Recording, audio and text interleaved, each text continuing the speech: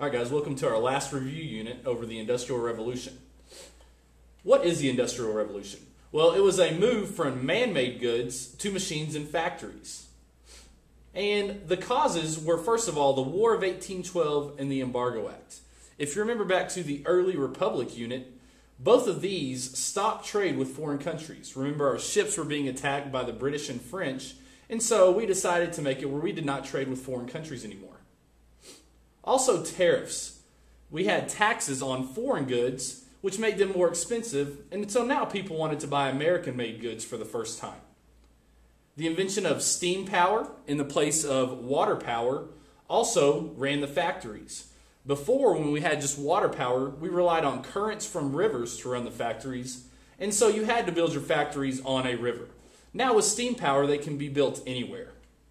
And then many other new inventions also helped spur on the Industrial Revolution. Let's talk about some of the effects now. Most of the factories were built in the north, as we know, and so now there was a lot of factories in the north. We were also now less reliant on foreign goods, so we were more of an independent nation. This also caused urbanization to happen. Because of all of the new factories and jobs in the north, lots of people began moving to northern cities, and many of these cities began growing, especially in their population. It also brought on low-skilled labor. As we've seen earlier this year with our activities, working in factories does not take much skill. And so basically anybody can do it. In fact, you don't even need to be able to communicate to do it. So lots of immigrants who didn't even speak English worked in the factories, and then women and children worked in the factories as well.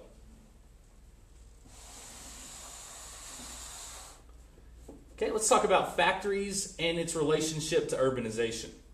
Now, as we just talked about, factories were built in the north, and they ran on this new invention of steam power. Well, with factories, production went way up. With a factory, you can produce a lot more goods in a day because you have machines doing most of the work instead of people. So production went up. Because you could produce more, goods got cheaper. And also, a negative of the factories was there was very low pay in them. Because like we talked about, you did not need much skill to work in a factory. So anybody could do it, and you didn't have to pay people that much to work in the factories. Okay, people began migrating and immigrating to the north because of all of these new jobs in the factories. And so the urbanization really happened in the north. And that is where cities grew. Okay, one negative effect of this was a division in classes. What I mean by classes is rich people and poor people. There wasn't really a middle class in the cities because either you were poor and you worked in a factory or didn't have a job, or you were rich because you owned a factory or managed a factory. And so there was a big division in classes. If you walked through a city at this time, you would either see a huge slum area or you would see an area with lots of big houses and a very rich area. Okay, and one thing that factories and urbanization did is it made the U.S. become more divided. Okay, that term of sectionalism we've been talking about, this is kind of where it got its beginnings at. Okay, the North, we know, as we can see in the picture, relied on factories. The South relied on agriculture. The North was a more urban setting. Remember, urban means cities. And the South was more of a rural area, meaning farmland and more spread out. Okay, and the West was just beginning, so it really did not have an identity yet. Okay, next let's talk about inventions. Okay, one of the biggest inventions of the time was railroads.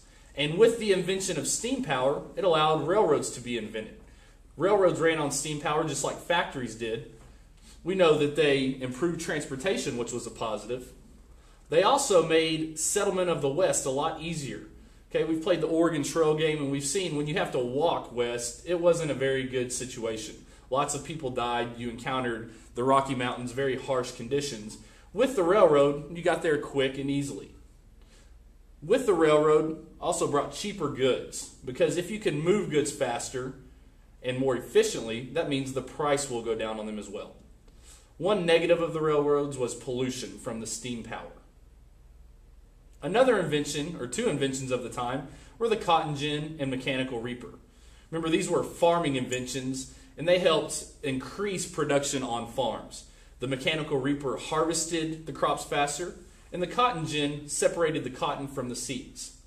Well, since they could produce more goods or more crops this way, slavery increased. They needed more slaves working in the fields. And so that was one of the negative effects of the cotton gin and mechanical reaper, was an increase in slavery.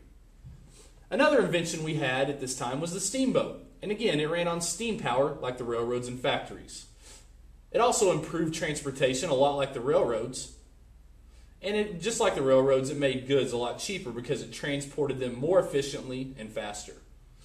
The difference between the steamboat and the railroad is the steamboat ran on rivers and canals. And because of this, cities on the rivers and canals grew at this time. Because of the steamboats and because of the goods being shipped through these canals and rivers, cities began popping up all along the rivers, especially along the Mississippi River. Two cities that grew tremendously at this time on the Mississippi River were New Orleans and St. Louis. Another invention of the time was the Bessemer steel process. This is where they could make steel in a more quality manner. So steel became stronger and better. And also it was easier to make steel using this process, and so production went up. With the improved production, it made steel a lot cheaper. And so now steel began being used for lots of buildings and for railroads as well. All right, next let's talk about immigration. Remember, immigration is people moving from another country. At this time, lots of people were moving from Europe to America. And they're moving for many reasons. The main reason was a new opportunity with all the jobs here in America. In Europe at this time, there was a shortage of jobs, and the environment for living was not very good in some of these countries. So one country which had a potato famine and had very bad conditions was Ireland. And so at this time we had lots of Irish immigrants. Now most of these immigrants were Catholic, which we talked about. Most of them were very poor as well. And so as soon as they got here, they were looking for a job. And the quickest way to get a job was to go to a factory. So lots of them worked in factories. At this time as well, railroads and canals were being built.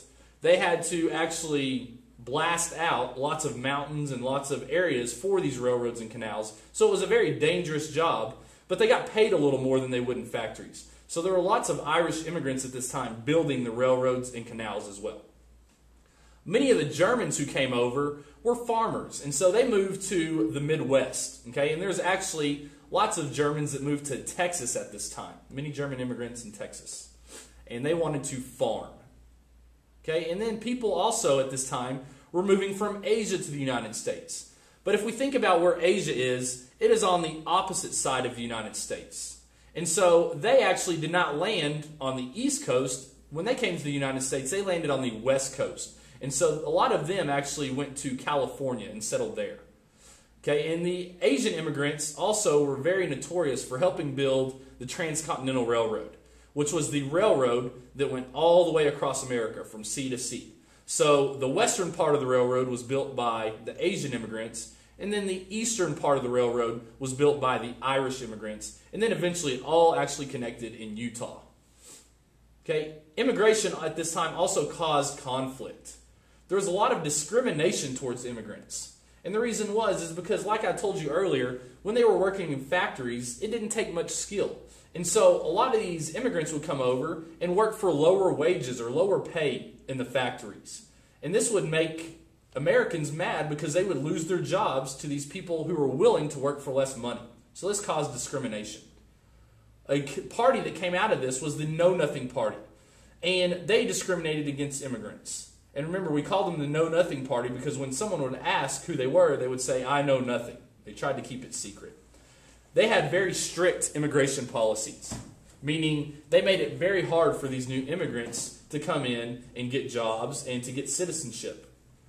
And they mainly discriminated against Catholics. Remember, we talked about most of the Europeans at this time were Catholic, especially the Irish ones. And so they discriminated against most Catholics. Another conflict that came about was overcrowded cities. With all of these new immigrants moving to cities, they are very packed in, and they're living in very tight quarters. And there was lots of crime and disease because of this. Remember, the living conditions were very bad in these cities. Next, let's talk about transportation and communication. Okay, we've already talked a little bit about the railroad. Remember, this provided for faster transportation of people and goods.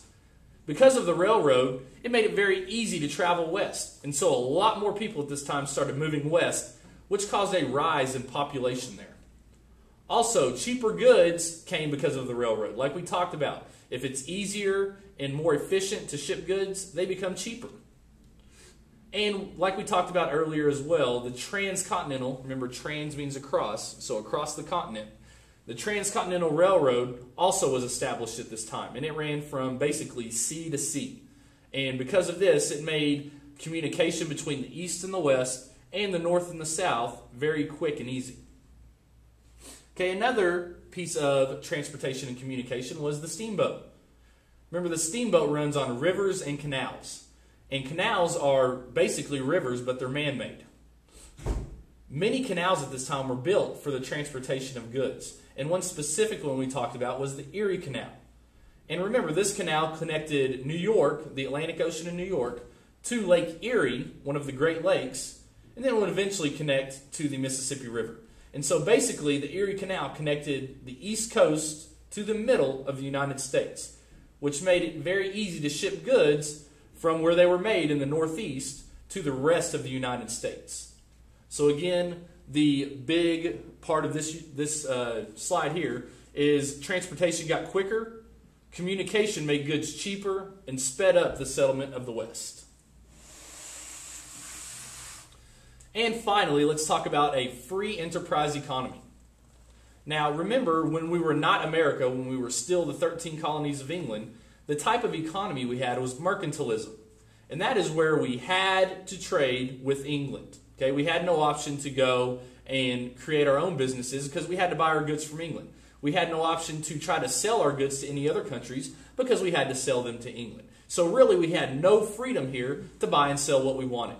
So when we created our own country, when we became the United States, we decided it would be better if we had a free enterprise economy. And the main word you hear in there is free. And so this is the type of economy that the U.S. has. And freedom is given to us by the Constitution to buy and sell whatever we want with whomever we want. And so we are free to trade with anyone. And that's where that word free comes in. We have more options here. People can start their own businesses. They can create their own specialized factories. And because of this, goods became cheaper. Because now we could get our goods from different places and we could sell to different places. Okay, one vocabulary term we talked about with this free enterprise economy was laissez-faire economics. And remember, this is where the government does not interfere with the economy. In mercantilism, the government basically controlled the economy. And so when we moved to a free enterprise economy, we moved to more of a laissez-faire system, meaning our government kind of left the people to decide what to buy and sell. They no longer told them who they had to buy and sell with and where they had to buy and sell. Okay, another vocabulary term we talked about with this unit was investment capital. Remember, if you're going to start a factory at this time, not many people have the money to start a factory all on their own. And so investment capital was money in the form of loans given to factories by the banks. And then you would have to pay these loans back with interest, just like you do any loan today. These allowed the factory system to grow. This is it for this unit. So when you are done with your notes, go ahead and start on your quiz.